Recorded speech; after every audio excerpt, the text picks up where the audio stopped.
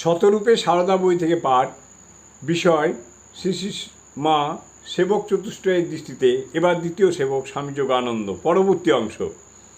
শ্রীমা তাই বলতেন, যোগিনের মতো আমাকে কেউ ভালোবাসত না। আমার যোগিনকে যদি কেউ 8 আনা পয়সা দিত, সে রেখে দিত, বলতো, মা তীর্থে তীর্থে যাবেন, তখন খরচ করবেন। শ্রী শ্রী মা প্রতিবার এই জগদ্ধাত্রী পূজা উপলক্ষে পূজার বেশ কিছুদিন আগে জয়রাম বাটিতে যেতেন। দেবী পূজার বাসনাদি নিজ হাতে মেজে ঘষে প্রস্তুত রাখবার এবং অন্যান্য আনুষাঙ্গিক ব্যবস্থাটি করবার জন্য। মায়ের এই কায়িক শ্রম এবং মানসিক উদ্বেগ সন্তানের বক্ষে দারুণভাবে বাজত। তাই কিছু অর্থ হাতে সঞ্চয় হওয়া মাত্রই তা দিয়ে পূজার বাসনের বিকল্প হিসাবে কাঠের বারকোষ ইত্যাদি যথেষ্ট সংখ্যায় তৈরি করিয়ে মাকে তিনি বলেছিলেন, তোমাকে আর বাসন মাজতে যেতে হবে না।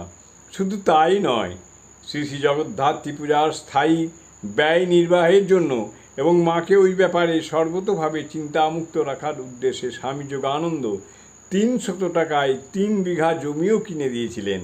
এখানেও আরও স্মরণযোগ্য যে জয়রামবাটিতে মামাদের সাংসারিক অস্বচ্ছতার জন্য মাকে নানাভাবে পীড়া দিত। যোগিনের দৃষ্টি তাই সেদিকেও তীক্ষ্ণ ছিল। মামাদের অন্যতম অভয়ের পড়াশোনার অধিকাংশ ব্যয়ও স্বামী যোগানন্দই বহন করতেন। জয় মা, জয় মা।